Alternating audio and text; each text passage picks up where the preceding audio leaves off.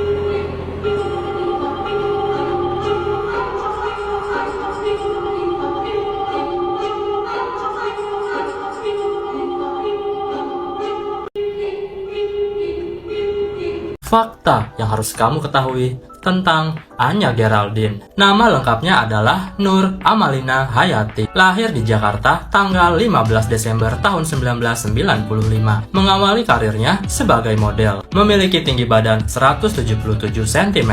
Pernah meraih juara di ajang Gading Model Search tahun 2016.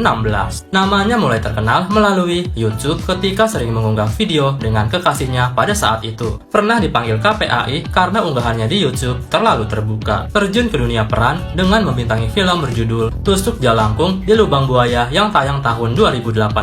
Pernah dikabarkan menjalin hubungan dengan Gading Martin, mengaku bahwa dirinya jarang mandi, memiliki bisnis berternak lele. Fakta yang harus kamu ketahui tentang Anya Geraldine. Nama lengkapnya adalah Nur.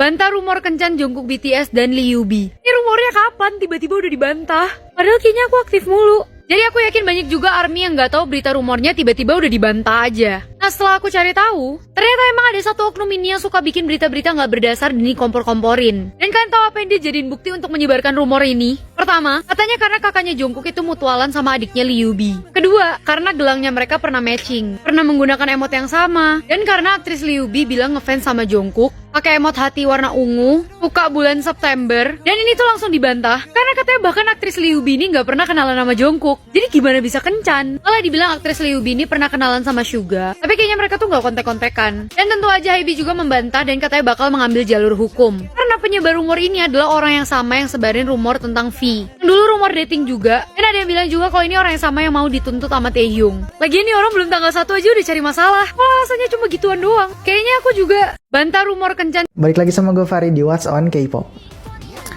Oke, di video kali ini gue masih mau ngebahas berita tentang subunit terbaru dari SM Entertainment yaitu Girls on Top. Oke, di sini gue kutip dari laman Instagram Indonesia Revolove. Girls on Top adalah grup unit yang membernya dapat berotasi sesuai tema yang dipilih.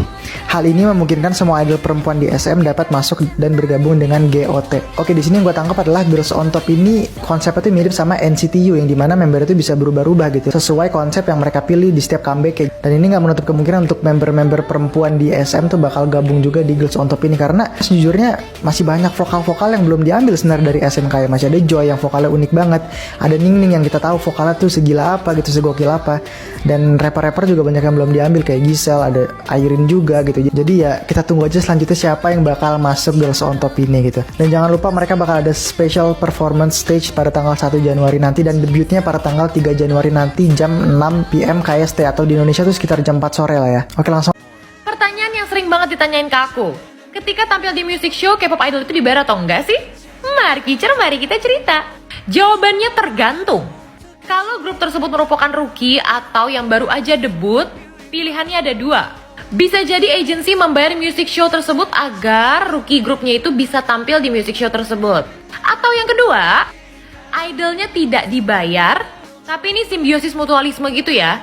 Jadi music show itu dapat penampilnya, karena kan music show itu punya rundown siapa aja yang tampil dengan berapa menit bla bla bla. Dan misalnya anggaplah airtime-nya 2 jam selama music show. Itu kan mereka butuh penampil. Jadi bisa aja rookie group itu bisa menjadi filler lah gitu. Dan imbalan untuk rookie group tersebut mendapatkan sorotan dari media tentunya, walaupun gak dibayar. Tapi bagi mereka yang sudah terkenal, biasanya dibayar.